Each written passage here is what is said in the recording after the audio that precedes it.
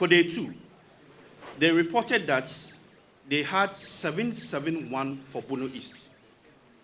Bono East, they said 771 for Bono East. But if you look through our data, don't forget that the NDC is doing a national collation for all the limited registration. And by 8 o'clock, we have everything. And per our provisional figures, for day 3, Bono East recorded 2,252 data. That means it will affect the national figure that Dr. Bosman Asari was saying that if so far as the ones that the transpositional error did not affect the national figure, there was no problem with it. But this data now will affect the national figure. They reported 143,014 as the national figure for day 1 to day 4.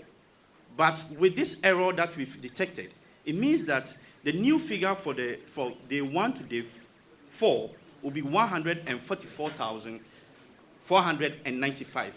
So this is a new thing that we are introducing one. That is for one. The other one has to do with OT. They swap day 1 figure with day 3. So that one will not affect the national figure, but it will affect the daily figures for the regions. Now, transpositional error is very, very, very critical when it comes to elections. If EC officers who are comfortably seated in air-conditioned offices in Accra can commit such elementary errors, what can we then expect at the polling stations on December 7th? Such dubious behavior from the EC could destabilize our democracy if left unchecked. Imagine the potential chaos on December 7, 2024, if the EC continues to release incorrect figures. What will be the security implications of their actions?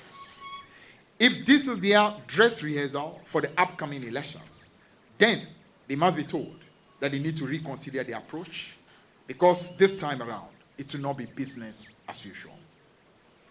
The EC might be testing the waters with their rigging strategy by deliberately misrepresenting and miscalculating registration figures.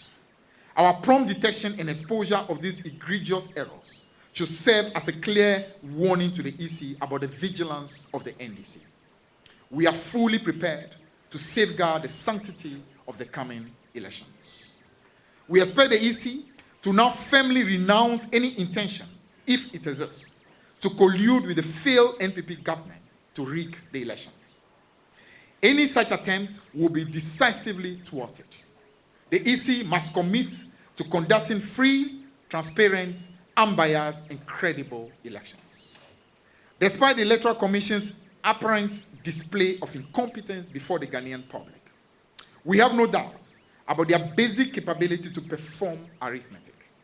However, the persistent occurrence of calculation errors suggests a pattern that cannot possibly be dismissed as mere oversight. Should it emerge that these miscalculations are indeed deliberate, let it be clearly understood. Any stratagem intended to manipulate electoral outcome through dubious recalibrations and misrepresentations will be destined to failure. Attempt to deceive or outmaneuver the NDC through such tactics will be met with uncompromising scrutiny and decisive exposure.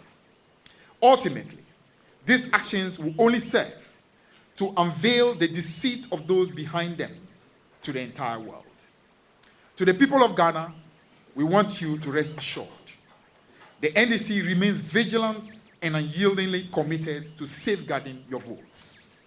We pledge to ensure that every vote is cast, every vote is counted, and every vote is acknowledged in its rightful value. We urge the EC to promptly rectify the inaccuracies in the data release on May 12, 2024. We expect a thorough review and correction of all figures to forestall further errors, upholding the integrity of our electoral process.